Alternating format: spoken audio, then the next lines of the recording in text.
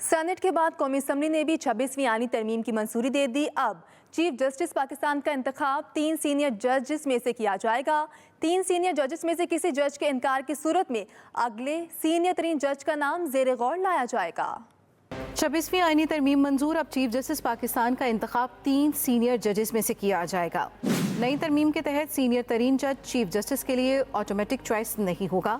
Chief justice retirement سے 14 روز پہلے seniority list فراہم کرنے کے پابند ہوں گے۔ چیف جسٹس خصوصی پارلیمانی کمیٹی کو 3 سینئر ترین ججوں کے نام بھیجوائیں گے۔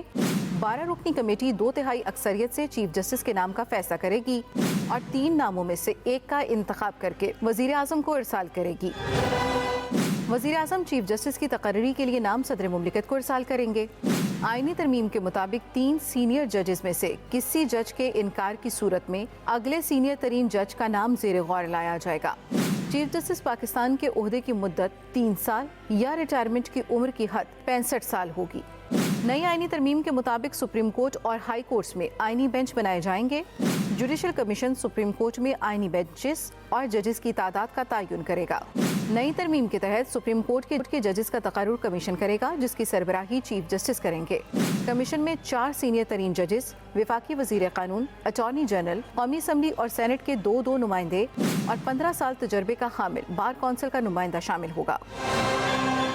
آئینی ترمیم میں سپریم کورٹ کا از خود نوٹس کا اختیار بھی ختم کر دیا گیا۔ آرٹیکل 184 کے تحت سپریم کورٹ دائر درخواست کے مندرجات یا اختیارات سے ماورا از خود کوئی فیصلہ یا ہدایت نہیں دے سکے گی۔ سپریم کورٹ میں اپیل کی فیس بھی 50,000 سے بڑھا کر 10 لاکھ روپے کر دی گئی۔ آرٹیکل 48 میں ترمیم کے تحت وزیر اعظم یا کابینہ کی جانب سے صدر کو بھجوائی گئی ایڈوائس پر کوئی عدالت، ٹریبیونل یا اتھارٹی سوال نہیں اٹھا سکتی۔ جے یو آئی کی تجویز پر آئین کے آرٹیکل 38 کے پیراگراف F میں ترمیم کی گئی ہے، جس کے مطابق 1 جنوری 2028 تک سودی نظام کا خاتمہ ممکن بنایا جائے گا۔